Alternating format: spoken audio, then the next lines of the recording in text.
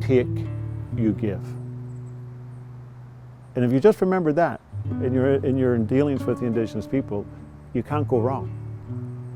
Because they're used to us coming and taking and not giving.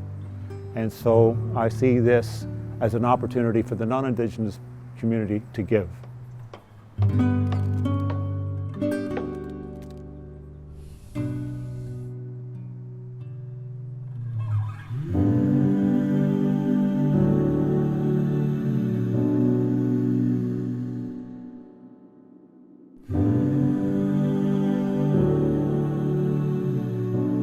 I came to Canada in October 1977 when I didn't even know there was Indigenous people in this country.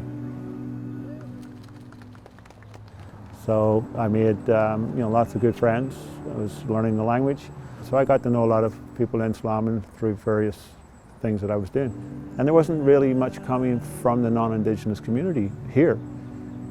A lot of lip service, but nothing concrete, no real action of any sort.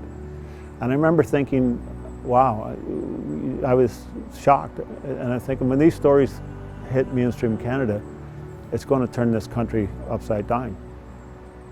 And it didn't, and it hasn't. I raise my hands to all of you. So he approached I and Johnny Louie to ask us what we thought about a reconciliation project, and it would be a carving project. So we thought it was an excellent opportunity for us to share about reconciliation, colonization, and the history of our people, and how we've been impacted. We have the Haitian group building a canoe right now in the spirit of reconciliation between our non-native community and the Tla'amin Nation people. The past is the past, and in terms of where we're going right now, we do it collectively. And we understand where we're going, and we're not stepping on each other's toes, so to speak. And I'm really happy where we're at as a nation, and the young folks that are going to be steering that canoe for us in the future. It's really important to have this canoe done here in this area, because most of the time these canoes are done in the village, and non-Indigenous people never see this ever happen until it's finished. I'm really happy that you're here. Let's get you carving. Yeah.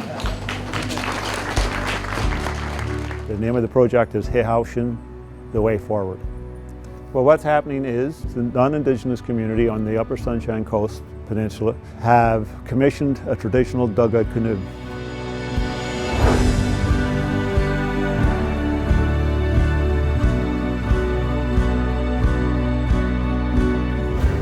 With the carving being done by Indigenous carvers, with the intention to bring back the knowledge to the Indigenous people here of the carving of the canoe. When they're completed, we are going to take those canoes, paddle them into Tla'amin, and present them to the community in the traditional way of the Tla'amin people.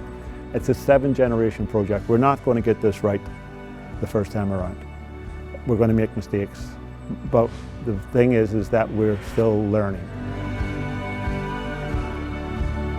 I think this is an important project because it helps bridge relationships among our people with the non-native population, and it helps bridge understanding about the legacy of colonization, the residential school, and the losses that people have impacted.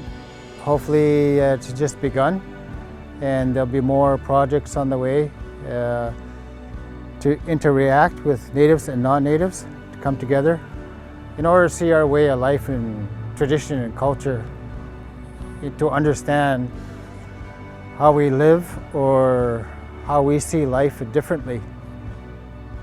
Any of the public that have come here, any of the non-Indigenous that have come here and have learned about this project are now witnesses to what's happening here. And it's up to them to share the story. Facebook isn't going to cut it. Reading it in the paper is not going to cut it. It's not going to do it. It has to be face to face. You have to hear the stories. You have to see the person's eyes, and you will hear and feel what it is that they've been through. And then maybe you can understand and have some empathy and understanding to make a difference here.